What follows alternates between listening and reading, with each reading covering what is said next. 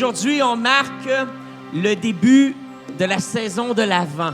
Une tradition qui remonte, je pense même au 5e siècle après Jésus-Christ, où les chrétiens de plusieurs différentes traditions marquent ces 4 semaines-là, les 4 dimanches qui mènent à Noël. Alors, c'est ce qu'on veut faire ici à l'Église de Carrefour. On s'inscrit dans cette grande tradition et on va marquer les 4 semaines de l'Avent. Et ce qu'on va faire ce matin, dès le début de la rencontre, on va allumer la première chandelle. Et c'est la chandelle de l'espérance qu'on allume aujourd'hui. Ça va être notre thème pour la journée, ce dimanche matin. L'espérance. Cette semaine, combien ont écouté les funérailles du chanteur des Cowboys Fringants live? Non? Personne? Moi, je l'ai fait.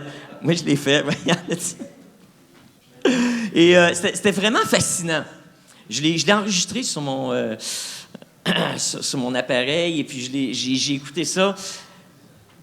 Parce que c'était fascinant d'avoir, premièrement, un funérail comme ça, national. Il n'y en a pas souvent où on reconnaît des gens de notre communauté, de notre nation québécoise. Et voilà que cet individu a reçu un honneur de héros national. Et les nouveaux, vous qui venez d'arriver au Québec, là, je vous encourage d'aller en ligne et de trouver ça. La raison, c'est que ça vous donne vraiment un portrait où se situe présentement le Québécois de souche face à sa vision de la vie et sa vision du monde, sa vision même de l'éternité. Vraiment, c'était intéressant. Et entre autres, la chose, moi, qui m'a... On avait dit que c'était une cérémonie laïque. Justement, on voulait une cérémonie laïque. Et pour ne pas dire une cérémonie sans Dieu. Une cérémonie sans spiritualité. Et puis, alors que je pensais à notre thème d'aujourd'hui, qu'on allumait la chandelle de l'espérance, et Jésus qui représente notre espérance, c'était fascinant d'écouter ça, ces réflexions-là sur la vie de cet individu. Et les petits commentaires qui étaient faits par rapport justement à l'éternité, puisqu'il n'y en avait pas vraiment. Alors, on a honoré la vie de cet homme, on a honoré le fait que c'était un bon vivant, on a honoré le fait qu'il avait influencé la culture, qu'il chantait la culture québécoise, qu'il chantait la réalité de notre nation. On a parlé comment est-ce que c'était un gars de famille, comment c'était un ami fidèle, loyal. Mais on a célébré sa vie, mais on n'avait rien à dire par rapport à qu'est-ce qui se passe après, excepté des bons souhaits que, peu importe où il est, qu'il a laissé de la joie derrière lui le temps qu'il était sur Terre. Tout était centré sur la vie sur Terre. Puis je trouvais que c'était vraiment un portrait réaliste, si on veut, d'où est notre société présentement. Parce qu'on vit notre vie comme si tout ce qui était, c'est ce qu'on a présentement. La seule vie qu'on a, c'est celle qui est là. On vit et profitons de la vie au maximum. Ayons du plaisir.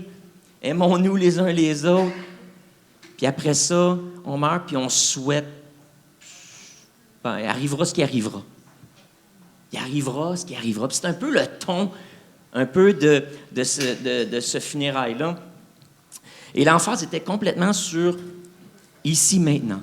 Mangeons, buvons, car demain nous mourrons.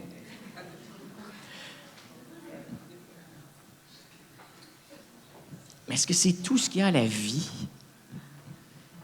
Est-ce que c'est tout ce qu'il y a à la vie? Ou est-ce qu'il y a plus? Quand on pense aussi à ce qui se passe un peu partout dans le monde, comme on faisait référence au début de la rencontre, c'est toutes sortes de choses qui se passent dans le monde. Il y a des tragédies, des temps difficiles. Peut-être que même dans nos propres vies, on vit toutes sortes de situations. C'est quoi l'espoir? C'est quoi l'espérance qu'on a? Dans l'Évangile de Luc, on a le début de cette histoire de la nativité.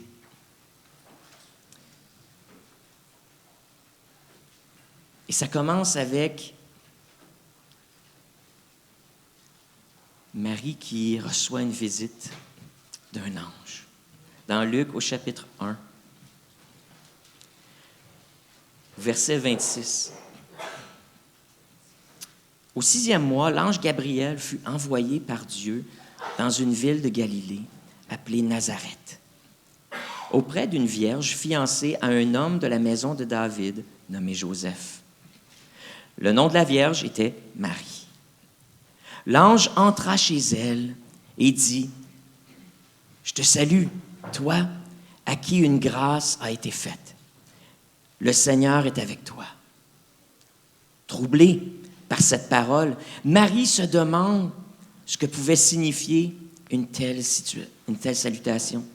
Et l'ange lui dit, « Ne crains point, Marie, car tu as trouvé grâce devant Dieu. Et voici, tu deviendras enceinte, et tu enfanteras un fils, et tu lui donneras le nom de Jésus.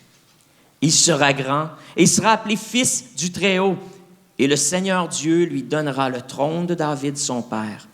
Il régnera sur la maison de Jacob éternellement, et son règne n'aura point de fin. » Son règne n'aura point de fin. Ce petit enfant qui va naître de toi, tu l'appelleras Jésus. Jésus, qui veut dire sauveur. Jésus veut dire sauveur. Tu l'appelleras sauveur. Ou Josué aussi, hein? On s'entend. Jésus, c'est la version latine du nom Josué, qui est un nom commun d'ailleurs parmi le peuple juif à cette époque-là. Mais il y avait quelque chose dans le nom Josué que maintenant on prononce Jésus, sauveur. Parce que ce n'était pas un nom qui avait été donné en l'honneur d'un ancien leader du peuple hébreu, que les parents voulaient honorer la mémoire de ce leader-là et dire « Mon fils va être un leader ». Celui-là était maintenant inspiré par Dieu. C'était même un ordre, tu vas le nommer Sauveur, tu vas le nommer Jésus. Et il sera grand. Il sera le Fils, appelé le Fils du Très-Haut. Et il va prendre le trône de son père David. Et là, ce que l'ange est en train de dire, c'est que le Messie que vous attendiez, que le peuple hébreu attend depuis tant de siècles, c'est toi qui vas le mettre au monde. Et ce Messie-là va accomplir les prophéties qui avaient été faites à propos du trône de David, à propos du Messie qui allait venir de la lignée de David et qui allait rétablir son peuple. Et là, l'ange sème l'espoir dans le cœur de cette dame-là, de cette jeune fille. C'est intéressant parce que sa première réaction, c'est d'avoir peur. La première réaction de Marie, c'est d'être effrayée. Et puis on s'entend que si effectivement un homme rentrait chez vous dans ta chambre le soir, ça pourrait être épeurant. Surtout s'il n'a pas cogné. Mais s'il faut filer en douce. Et là, soudainement, Marie voit cet individu-là dans sa chambre. C'est jamais lorsque le surnaturel fait une incursion dans le monde naturel, ça surprend toujours. Ça surprend toujours. On pense, c'est vrai, on imagine cette scène-là, l'ange apparaît dans sa gloire, dans sa lumière, et puis a un beau message. Mais on oublie que tout de suite, ça commence, puis ça dit que l'ange est obligé de la rassurer. Parce qu'elle était troublée. Elle était troublée, puis là, il lui dit, « Aie pas peur, ne crains pas. » Donc, elle était effrayée, elle était troublée. Et puis, ça fait ça des fois lorsqu'on a une rencontre avec Dieu. Lorsque le surnaturel se manifeste. On a eu un exemple de ça dimanche dernier. Ceux qui étaient là, on avait un frère qui était là et qui avait reçu quelque chose de Dieu pour nous amener à un moment de prière où on allait prier pour la guérison, la liberté. Et plusieurs d'entre vous avaient répondu à cet appel-là, puis on est avancé en avant, on a prié. Et d'ailleurs, si parmi nous, il y a des gens qui ont vécu des guérisons ce matin-là, la semaine passée, on aimerait ça le savoir.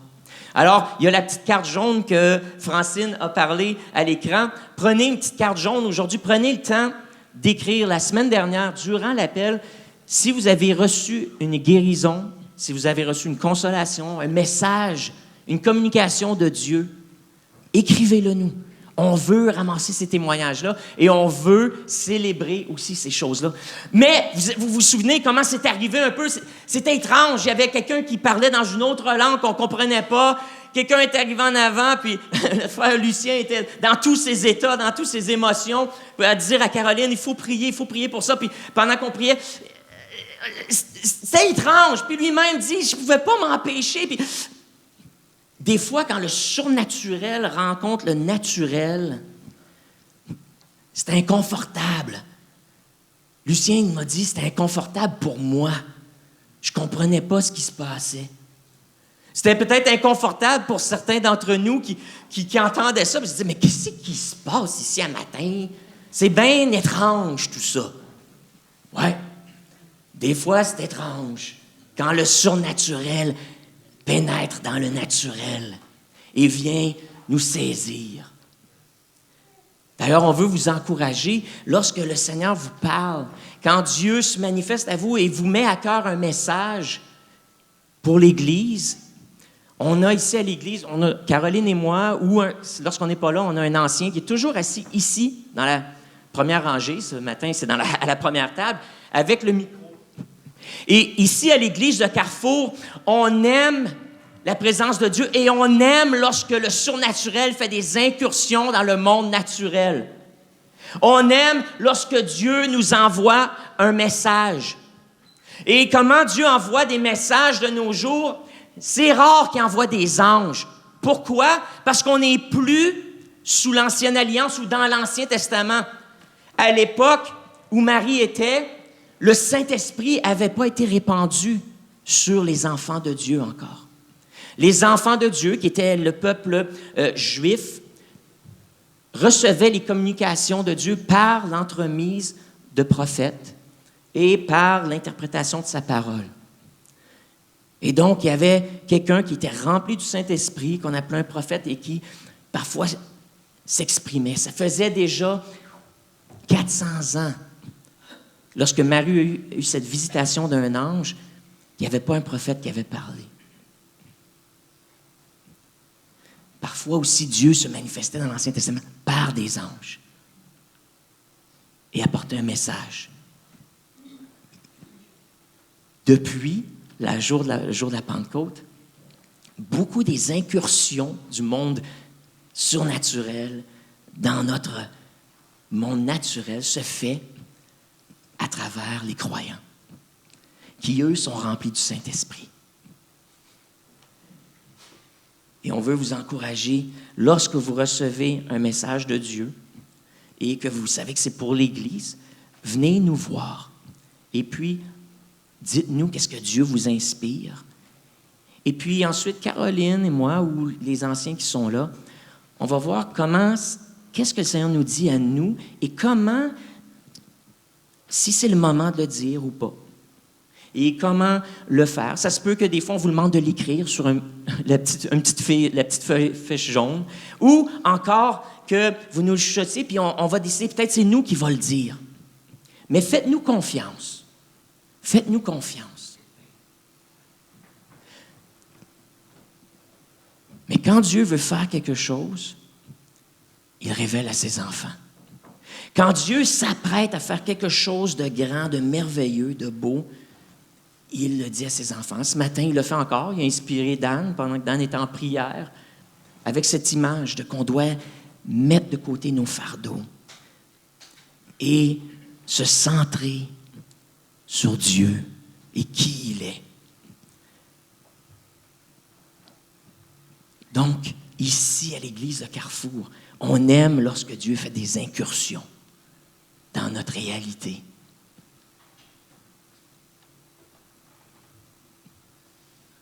Des fois, ça surprend. Des fois, c'est étrange. Des fois, pour certains, c'est inquiétant. Mais c'est le fruit de ça qui nous dit si c'était Dieu qui était à l'origine ou pas. C'est le fruit qui en découle, qui nous dit si c'était bien lui. Et la semaine passée, lorsque notre frère est venu dans tous ses états, j'ai vu plus de la moitié de l'Église avancer et répondre à cet appel, dire j'ai besoin de guérison. J'ai besoin d'être guéri dans mon corps, j'ai besoin d'être guéri dans mon esprit, dans mes pensées. J'ai besoin d'une intervention divine. Puis c'était beau à voir. Puis vous êtes avancés avec foi. Et pour moi, ça me disait, le Saint-Esprit est là-dedans. Là. Le Saint-Esprit est là-dedans. On aime quand Dieu fait des incursions. Parce que lorsqu'on est avancé comme ça, qu'est-ce qui est arrivé? Ça a suscité en vous quelque chose. Qu'est-ce que ça a suscité, cette parole-là? Il faut prier ce matin. Il faut prier pour la libération, il faut prier pour la guérison. Ça a suscité quoi? L'espérance. L'espérance. Pour vous qui luttez avec la maladie, pour vous qui luttez avec des douleurs dans vos corps, ça a suscité cette espérance-là que Dieu me voit. Dieu sait ce que je suis en train de vivre. Et Dieu veut intervenir. Et animé de cette espérance-là que Dieu vous aime, que Dieu veut agir, vous êtes avancé avec foi pour prier et recevoir la prière de vos frères, de vos sœurs. C'était tellement beau. Parce que c'est ça, quand Dieu fait une incursion dans notre réalité, il veut susciter l'espoir, l'espérance. Il veut nous rappeler qu'il ne nous a pas oubliés, que les circonstances que tu vis présentement ne sont pas le portrait global de la réalité, mais qu'il y a plus. Il y a plus que le fardeau que tu portes, auquel on faisait référence ce matin. Tu peux le déposer pour pouvoir gravir la montagne. Il te rappelle qu'il y a une montagne à gravir, qu'il te rappelle que tu es aimé. Il te rappelle que tu n'es pas oublié. Et dans cette incursion que Dieu fait par l'entremise d'un ange à qui il a délégué la responsabilité d'apporter le message à Marie, il lui dit, j'ai entendu les prières de mon peuple. Je n'ai pas oublié les promesses que j'ai faites à mon peuple. Je vois la souffrance de mon peuple. Je vois l'oppression que mon peuple est en train de vivre sous, à cette époque-là, le régime totalitaire romain qui prédominait dans le monde. J'envoie mon Sauveur. Le temps est venu. Le temps est venu. Je fais mon incursion, maintenant par un ange, mais dans 9 mois, Marie, je vais faire un autre type d'incursion. Où soudainement, le surnaturel va être jumelé au naturel. Tout ce qui est surnaturel, la présence surnaturelle de Dieu va s'incarner dans un enfant qui sera pleinement Dieu et en même temps pleinement humain. Cette symbiose, cette fusion du surnaturel et du naturel allait s'appeler Jésus. Jésus. Il allait être à la fois fils du Très-Haut, fils de ce Dieu invisible qu'on adore sans le voir. Et en même temps, il allait être fils de David, c'est-à-dire qu'il allait faire partie d'une généalogie et qu'il allait avoir cette dimension humaine. Il s'inscrit dans l'histoire de l'humanité comme étant un humain, comme un descendant de David, à la fois fils du Très-Haut et fils de David. Et il régnera sur la maison de Jacob éternellement, et son règne n'aura point de fin. Son règne n'aura point de fin. Et déjà, il y a cette idée qui est semée que cet homme, à la fois divin et à la fois humain, s'apprête à faire quelque chose et qu'il vivra éternellement. Il va établir son règne et ce règne-là n'aura jamais de fin. Et lui-même va siéger sur ce trône-là pour toujours. Alors, on a déjà ici les semences de ce concept que Jésus allait être éternel.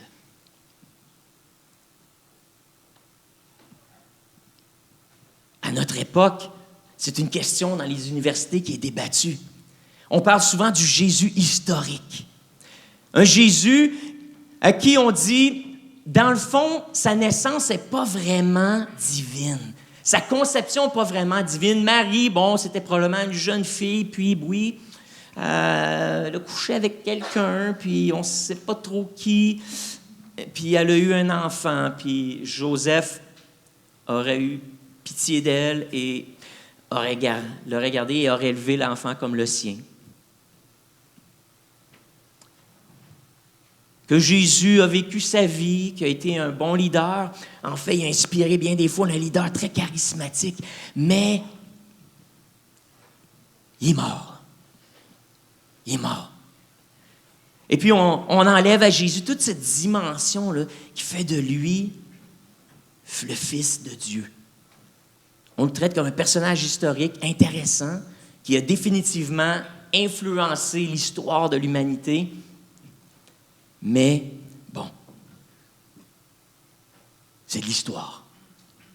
C'est de l'histoire, puis ça n'a pas nécessairement besoin d'influencer notre histoire maintenant. On peut choisir le degré d'influence que ce personnage-là va avoir dans nos vies. Et peut-être, ce matin, tu écoutes ce message-là à la maison, puis c'est un peu comme ça que tu vis par rapport à Jésus. Peut-être que tu crois qu'il a déjà existé. Il y a beaucoup de faits historiques qui pointent vers, effectivement, la réalité du fait qu'il a existé. Mais bon, tout ce qui est surnaturel, c'est difficile à croire. C'est difficile à croire. C'est des belles traditions qu'ici au Québec, on a gardées pendant longtemps. Bon, mais maintenant, ça n'a plus tellement d'influence sur nos vies, ce Jésus. Il a bien vécu. Il nous a dit d'aimer notre prochain. Bon, ben, on va essayer de faire ça. C'est des bonnes leçons de vie. Mais est-ce qu'il y a plus? Est-ce qu'il y a plus? La Bible nous dit que oui. L'histoire, depuis cet événement-là, nous dit que oui. Et la vie de plusieurs personnes ici aujourd'hui nous dit que oui. Plusieurs déjà ont expérimenté la réalité de ce Jésus qui vit encore aujourd'hui. Bien que son corps soit maintenant au ciel, il vit en nous par son esprit qui donne à chaque croyant qui croit en lui. Et sa présence nous change. Sa présence nous transforme.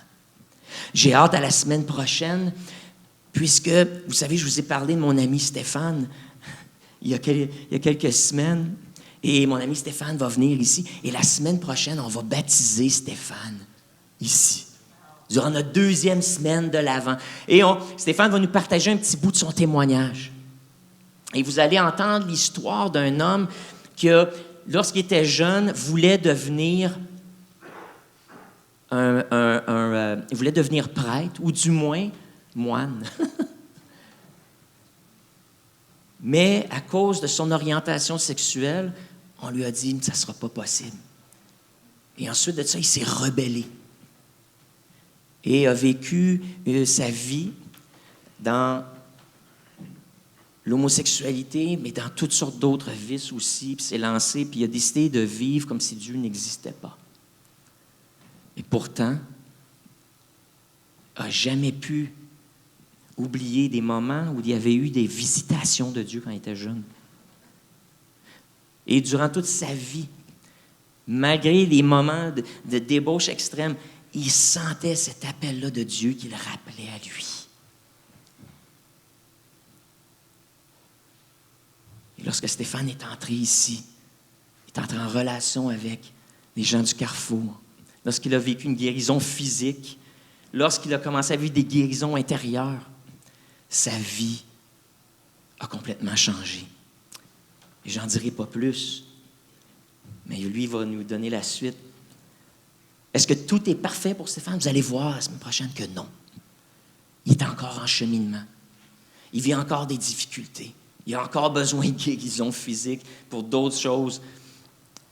Mais il sait une chose, c'est que le Jésus qui avait été annoncé à Marie, qui est né de Marie, qui a vécu sa vie ensuite, qui est mort à la croix, qui disait « Croyez en moi et je vais vous montrer le chemin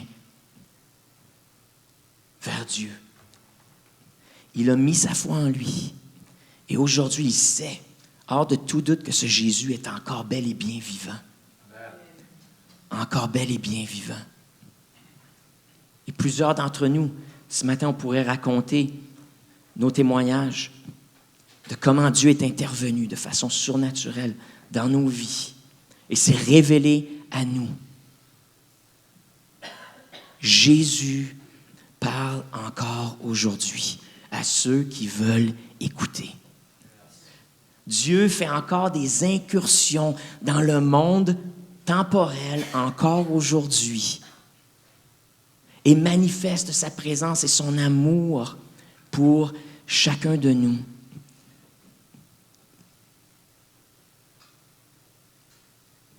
J'étais dans mon bureau avec quelqu'un cette semaine et on discutait de Jésus, justement, de son identité. Et cette personne-là, pendant longtemps, a grandi, en fait, dans une tradition religieuse où on dit que Jésus n'est pas Dieu. Il est un être spirituel, mais il s'apparente comme à un ange supérieur aux autres, le plus haut des anges. Et puis, à la fin de notre rencontre, j'ai eu une incursion de Dieu dans ma tête pendant qu'on priait ensemble, cette personne-là et moi. Et l'incursion est venue sous ce qu'on appelle, nous, dans notre langage et dans la Bible, une parole de sagesse. Et voici ce que Dieu m'a dit.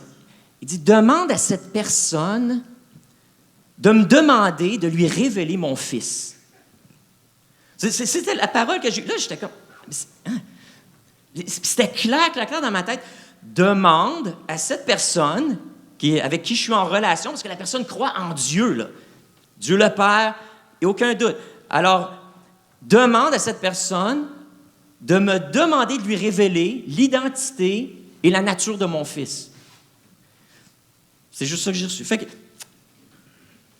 j'ai dit cette parole-là, j'ai dit ce message-là. Est-ce que tu es d'accord? Est-ce que tu es d'accord de demander à Dieu le Père de te révéler l'identité de son Fils? Et puis, la personne a dit, ben oui. Alors, elle a prié. Père, révèle-moi la vraie identité, la vraie nature de ton Fils. Je veux plus de mensonges. La main dit, je veux plus de mensonges. Révèle-moi la vraie nature de ton Fils. La première chose qu'elle a fait, en disant les mots, étant encore sur le bout de ses lèvres, la personne a vu une image, une vision, une incursion encore du monde spirituel dans ses pensées, une image d'un lion. Un lion. OK. Puis c'était beau. Elle me dit, je vois un lion. Clair. Il est devant moi. C'est tellement beau. Puis là, j'ai dit, OK, Dieu, qu'est-ce que ça veut dire? Un lion, OK, mais comment est-ce que ça représente la nature, l'identité de Jésus? Dans le contexte de où on est en train de parler, est-ce que Jésus est Dieu ou pas? Et puis, la réponse qui m'est venue, c'est « Va lire dans l'Apocalypse où je parle de mon fils comme un lion. » Fait que, OK, là, je suis tourné dans l'Apocalypse, le dernier livre de la Bible, où on parle d'un lion. Et puis, c'était dans Apocalypse 5, si je ne m'abuse. Et voici, on parle, il y a une scène qui se passe au ciel, et Jean, l'apôtre qui a marché avec Jésus, qui maintenant est à la fin de sa vie sur une île déserte, condamné à mourir là, a une vision du ciel. Et dans cette vision, il dit, je vois un ange puissant qui criait d'une voix forte, qui est digne d'ouvrir le livre et d'en rompre les sceaux. Donc, il y a toutes sortes d'images là-dedans, je n'irai pas dans les détails, mais... Et personne dans le ciel, ni sur la terre, ni sous la terre, ne put ouvrir le livre, ni le regarder. Et je pleurais, Jean dit, je pleurais beaucoup de ce que personne n'était trouvé digne d'ouvrir ce grand livre-là qui contenait des mystères. Et l'un des vieillards, là, ça a l'air qu'il y a des vieillards au ciel, m'a dit, ne pleure pas, voici le lion de la tribu de Juda, le rejeton de David, il a vaincu pour ouvrir le livre et les 7 sceaux. Et voici, Jean est là, puis il reçoit une image. Donc, Jean est en train de vivre, lui aussi, une vision. Lui aussi est en train de vivre une incursion du monde surnaturel dans son monde temporel, alors qu'il est sur une île, genre Alcatraz, au milieu de la Méditerranée, en train de cuire au soleil, où on envoyait les prisonniers mourir. Et pendant qu'il est là, exilé sur cette île-là, il continue d'être en relation avec Dieu, et Dieu fait une incursion, il lui donne une vision. Et à ce moment-ci, la vision, c'est une vision de Jésus, mais qui se présente comme étant sous la forme d'un lion. Le lion. Le rejeton de David. Et là, là, on a un lien avec Jésus qui allait être un descendant de David. Donc, on voit ici qu'il parle du Messie, il parle de Jésus. Et ensuite, le lion est là, et soudainement, je vis au milieu du trône et des 4 êtres vivants, un vieillard et un agneau qui était là comme immolé. Et soudainement, l'image de Jésus comme étant un lion se transforme, et là, il voit Jésus sous la forme d'un agneau. Et puis, on continue à lire, et voici ce qui se passe au bout du compte, pour revenir à la vision que cette personne a eue, qui était magnifique, alors qu'elle cherchait à comprendre, qui est Jésus par rapport à Dieu? Quand il eut pris le livre, au verset 9 de Apocalypse 9, et il chantait un cantique nouveau. Il y avait au ciel, là, les 24 vieillards se prosternaient devant l'agneau, tenant chacun une harpe et des cornes d'or et des parfums. Et ils chantaient un cantique nouveau. Tu es digne de prendre le livre et d'en ouvrir les sceaux, car tu as été immolé et tu as racheté pour Dieu par ton sang des hommes de toute tribu, de toute nation. » Ensuite, je regardais encore, au verset 11, j'entendis la voix de beaucoup d'anges autour du trône et des êtres vivants et des vieillards, et leur nombre était des myriades et des myriades et des milliers et des milliers. Et ils disaient d'une voix forte, « L'agneau qui a été immolé est digne de recevoir la puissance, la richesse, la sagesse, la force, l'honneur, la gloire et la louange. » Et toutes les créatures qui sont dans le ciel, sur la terre et sous la terre, sur la mer et tout ce qui s'y trouve, je les entendis qui disaient à celui qui est assis sur le trône et à l'agneau, soit la louange, l'honneur, la gloire, la force au siècle des siècles. Et voilà ce qui était tellement beau dans la vision que cette personne-là a reçue dans cette incursion dans sa tête, une vision d'un lion, mais qui nous a amené ensuite à voir qu'est-ce que Dieu avait à dire à propos de ce lion-là, qui était son fils. Il nous dit, voici qu'est-ce qui se passe au ciel. Dieu le Père et Dieu le Fils reçoivent la même gloire, la même adoration, la même louange pour l'éternité. Dieu le Père et Dieu le Fils sont dignes d'être adorés ensemble de façon égale. Il n'y en a pas un plus haut que l'autre, mais ils sont un. Et on peut les adorer, on peut les prier, on peut s'approcher du trône de Dieu et adorer Jésus parce qu'il est égal à Dieu. Parce que c'est comme ça que ça se passe au ciel. Tout ce qui se passe au ciel, les yeux sont rivés sur le Père qui est assis sur son trône, mais Jésus qui est à sa droite. Toute louange. Et quel moment merveilleux on a vécu dans le bureau. Ça l'a pris à peu près 3 minutes, ce moment-là. Où il y a cette incursion divine est arrivée et Dieu s'est révélé et a révélé la nature de son Fils, disant, mon Fils et moi sommes un. Et oui, tu peux prier mon Fils, parce qu'on avait dit à cette personne-là que c'était péché de prier Jésus. Toute sa vie. Et soudainement, dans un instant, dans ce moment divin-là où Dieu se révèle, il ouvre les yeux, il ouvre sa parole pour que cette personne-là qui avait lu la Bible toute sa vie n'avait jamais vu que Jésus est Dieu. Et dans un moment, quand Dieu a parlé, quand Dieu s'est révélé, ses yeux se sont ouverts et la personne a compris. La personne a compris. C'est ça que ça fait quand il y a une incursion. C'est un exemple d'une incursion surnaturelle dans le monde naturel. Dieu change. Oui, vous pouvez applaudir. Dieu se plaît à se révéler. Dieu se plaît à se révéler.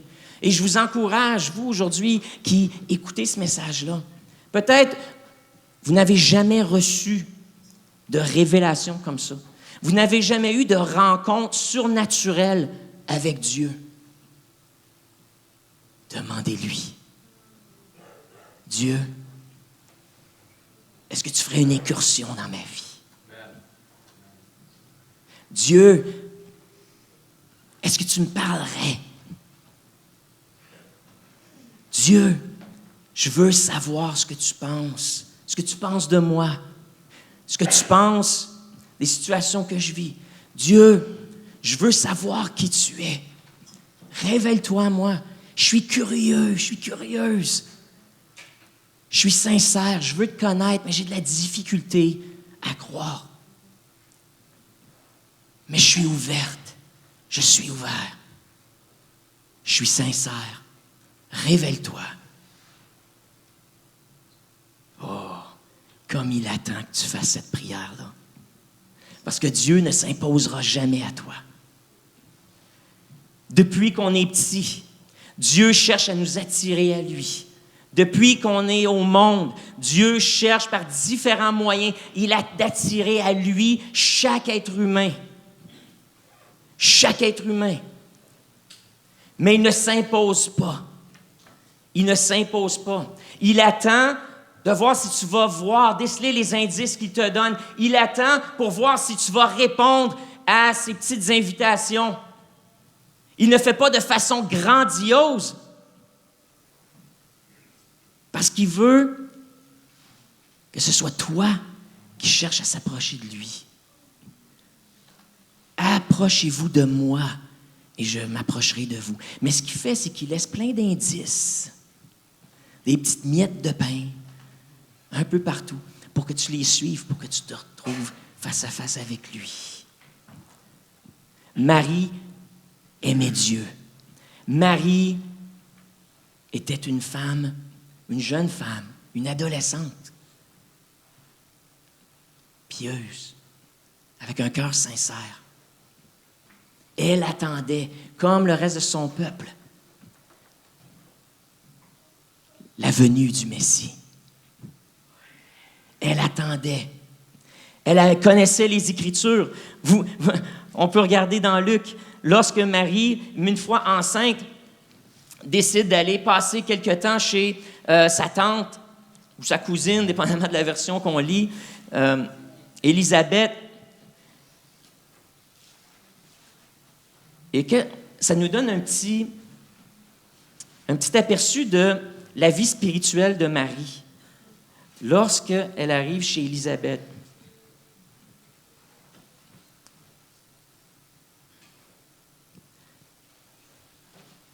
Au chapitre 1, au verset 46. Lorsqu'elle rentre chez Élisabeth, l'histoire nous dit que le bébé, Élisabeth qui est enceinte de Jean-Baptiste, qui allait devenir Jean-Baptiste, comment qu'il dit ici? Il a tressailli. un vieux mot. Il a tressailli d'allégresse. Elle a senti son bébé sauter, bouger, s'exciter en elle. Puis elle a dit, « Wow, je suis dans la présence de quelqu'un de spécial. » Puis elle-même, Élisabeth commence à prophétiser. Elle dit, « Oh, c'est la mère de mon Sauveur qui vient de rentrer. » Une autre incursion surnaturelle dans le monde naturel, dans la pensée d'Élisabeth, qui maintenant prophétise et dit, « Wow, Marie, la mère de mon Sauveur. » Et lorsque Marie entend cette parole-là, elle s'exclame, « Mon âme exalte le Seigneur, mon esprit se réjouit en Dieu, mon Sauveur, parce qu'il a jeté les yeux sur la bassesse de sa servante. Car voici, désormais, toutes les générations me diront bienheureuse, parce que le Tout-Puissant a fait pour moi de grandes choses. Son nom est saint, et sa miséricorde s'étend d'âge en âge sur ceux qui le craignent. Il a déployé la force de son bras. Il a dispersé ceux qui avaient dans le cœur des pensées orgueilleuses. Il a renversé les puissants de leur trône. Il a élevé les humbles. Il a rassasié de biens les affamés. Il a renvoyé les riches à vide. Il a secouru Israël, son serviteur. Il s'est souvenu de sa miséricorde, comme il l'avait dit à nos pères, envers Abraham et sa postérité pour toujours. Et voilà que dans ce moment-là, Marie est remplie du Saint-Esprit, mais le Saint-Esprit sert de quoi pour prophétiser? Marie ici est en train de citer des psaumes. Des psaumes qu'elle a appris toute sa jeunesse.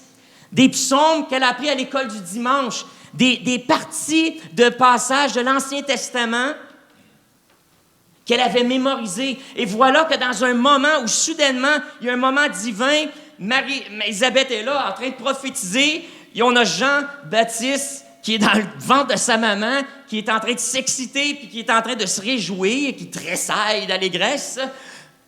Et Marie, elle, encore, il y a une incursion qui se fait, mais cette fois-ci, pas par un ange, mais directement le Saint-Esprit qui vient sur elle et qui l'anime, et elle se met à déclarer ce cantique-là. Mais le Saint-Esprit se sert de passages qu'elle avait appris dans son enfance.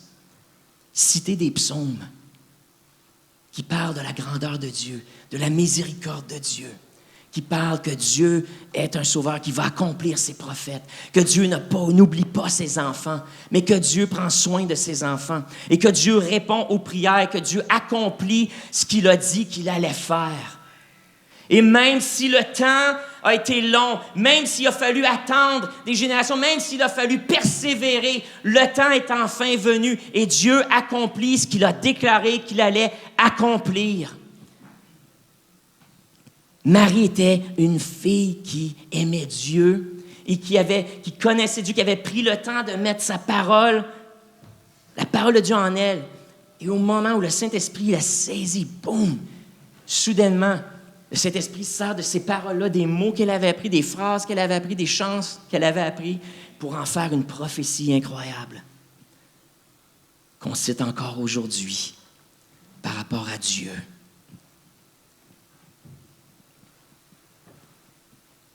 Remplis ton cœur de la parole de Dieu. Donne au Saint-Esprit des outils, des mots, des images pour se révéler à toi. Donne au Saint-Esprit du matériel qu'il peut utiliser et mettre ensemble pour ensuite se manifester dans ta vie, te révéler quelque chose. Comme à la personne avec qui j'ai parlé, c'était une image de l'Apocalypse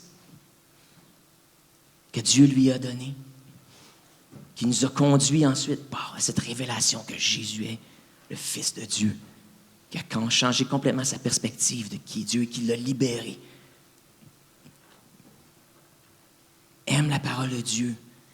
Lis la parole de Dieu. Remplis-toi de la parole de Dieu. Mémorise la parole de Dieu. Car Dieu veut s'en servir pour se révéler à toi et t'ouvrir les yeux sur des réalités surnaturelles que tu ne connais pas encore. Marie a ces incursions, ces rencontres avec Dieu. Et dans ce moment-là, elle rappelle à tous ceux maintenant qui lisent ça que Dieu est fidèle, que Dieu est juste, que Dieu fait miséricorde, que Dieu t'entend, que les promesses de Dieu sont pour toi. Peu importe la situation que tu vis ce matin, peu importe le poids que tu portais quand tu es rentré et que tu as mis à terre, peu importe les doutes avec lesquels tu luttes ou peu importe les questions que tu as, Dieu a une réponse pour toi. Dieu a une réponse pour toi. Dieu a une guérison pour toi. C'est une guérison que tu as besoin. Dieu a une révélation pour toi. Dieu a une incursion qu'il prépare pour faire dans ta vie, mais il attend que tu ouvres la porte et que tu dises « Oui, oui, parle, je suis prêt. » Ses promesses sont oui et amen. Et oui, des fois, ça n'arrive pas au moment qu'on veut. On s'entend que le peuple d'Israël a attendu longtemps avant de voir son Messie et que même quand ils l'ont eu, plusieurs n'ont pas cru. Ce qui fait que les chrétiens, les premiers chrétiens qui étaient des Juifs, se sont même fait rejeter, mépriser. Et les Juifs de cette époque, les judaïsants, les ont exclus. Et voilà comment le christianisme est né. Mais il est né dans le berceau du judaïsme.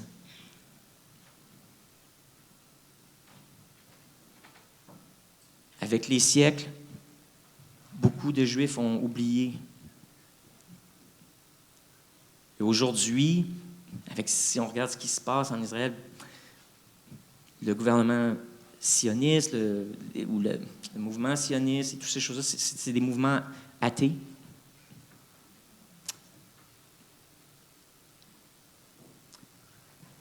Ils sont peut-être déistes, dans ce sens qu'ils croient qu'il y a un Dieu peut-être, mais que ce Dieu-là ne se mêle pas aux choses de la vie. C'est ça le déisme. C'est qu'on croit qu'il y a un Dieu, mais il nous laisse faire ce qu'on veut sur la terre. Que ce soit athéisme ou déisme, le résultat est le même. Ils se sentent livrés à eux-mêmes. Livrés à eux-mêmes. Pour se défendre, livrés à eux-mêmes pour exécuter peut-être les promesses que Dieu avait faites dans l'Ancien Testament. Mais chrétiens, c'est à nous maintenant de garder cette flamme vivante d'un Jésus qui est vrai, Dieu qui a envoyé son Messie, et que ce Messie-là est encore vivant aujourd'hui.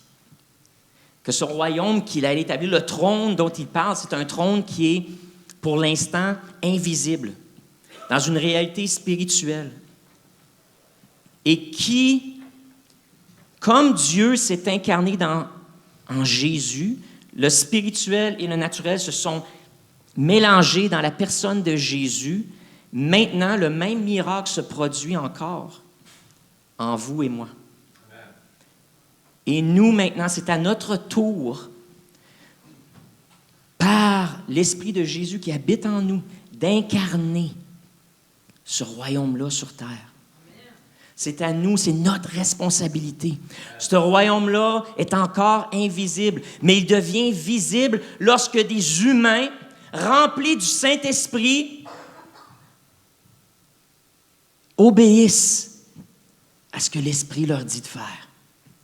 Lorsqu'ils obéissent à ces incursions du surnaturel et qu'ils se laissent guider par cet esprit pour faire le bien, pour aimer même leurs ennemis, pour prendre soin des indigents, de prendre soin de ceux qui souffrent, pour entourer ceux qui sont seuls. Lorsque ces chrétiens expriment cet amour, ce soutien, aiment les autres, et lorsqu'ils sont remplis de foi, imposent les mains, prient pour quelqu'un qui a besoin d'un miracle, et le miracle se passe, s'accomplit, Dieu est glorifié.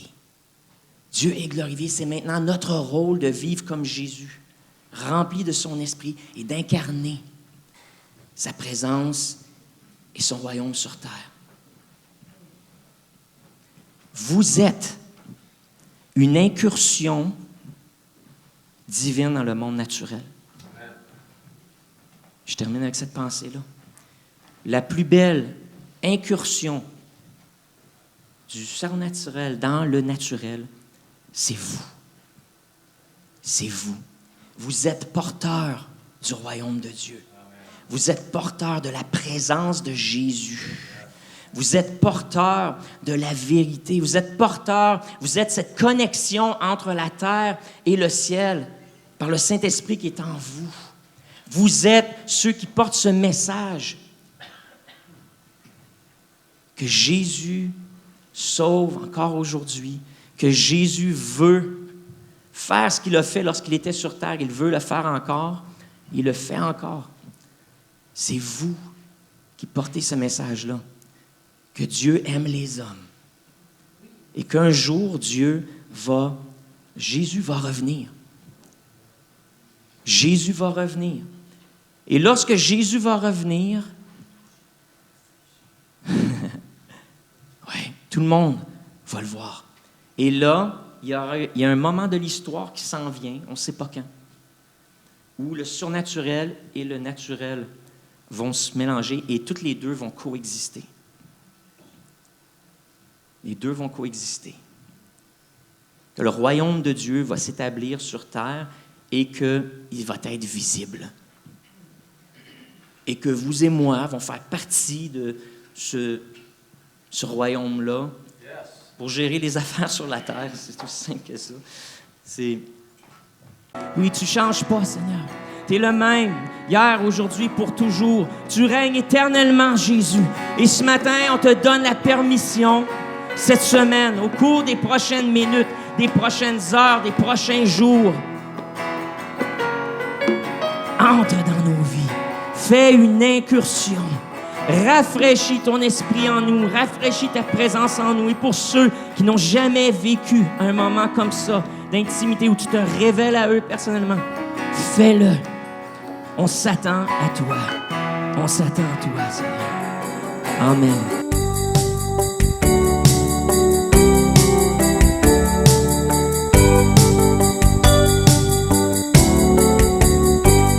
Si ce n'est pas déjà fait, prenez un instant pour vous abonner à notre page et n'oubliez pas de cliquer aimer avant la fin de l'enseignement. Si vous avez besoin de prière ou d'accompagnement spirituel, n'hésitez pas à communiquer avec nous à l'adresse courriel suivante: sos@lecarrefour.org.